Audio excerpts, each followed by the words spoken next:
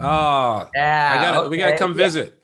Next time we'll come there to do the interview. Blake, Thank you, lots of love Rajani. from India. I've had white people tell me, man, I'm blacker than you. That has happened before. When you have to define how black you are, that's a problem. Sometimes it is just to stand back and listen and not give a stupid opinion, and people are starting to wrap their head around what a good ally is.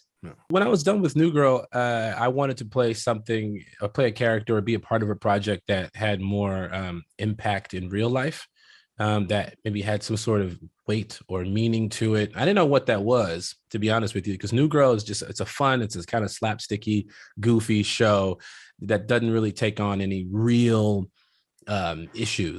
Keith Knight, his journey is very similar to mine. Hello, everyone. I'm Rajani, and welcome to Speak Easy. My guests today have used humor effectively to talk about issues that are very uncomfortable and very prevalent in the world today. I'm talking about the talented cast of Vogue Season 2, Lamorne Morris and Blake Anderson joining me.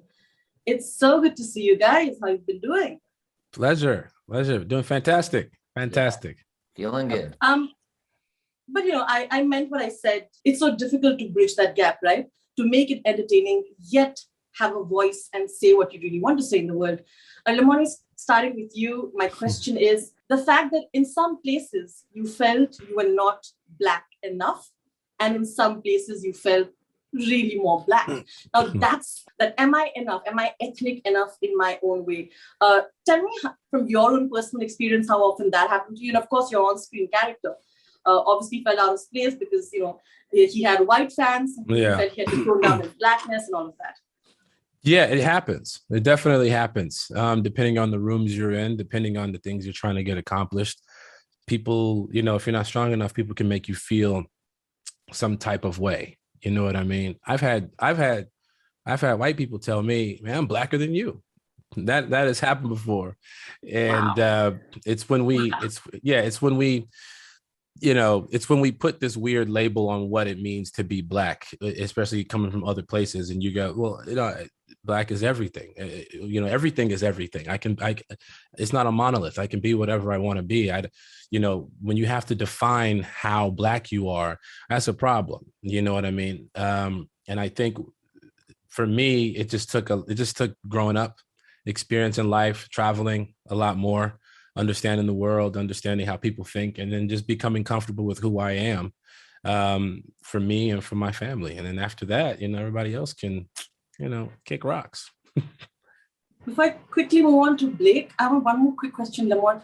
Lamorne, can you tell me was it a struggle for you even now to find out subjects that you can truly break away from the popular character that you played, like in New Girl? Was it? Yeah, when I was done with New Girl, I wanted to play something, or play a character, or be a part of a project that had more impact in real life, that maybe had some sort of weight or meaning to it. I didn't know what that was, to be honest with you, because New Girl is just, it's a fun, it's a kind of slapsticky, goofy show that doesn't really take on any real issues. And and it wasn't about necessarily taking on any issues. It was just about saying something that had a social impact.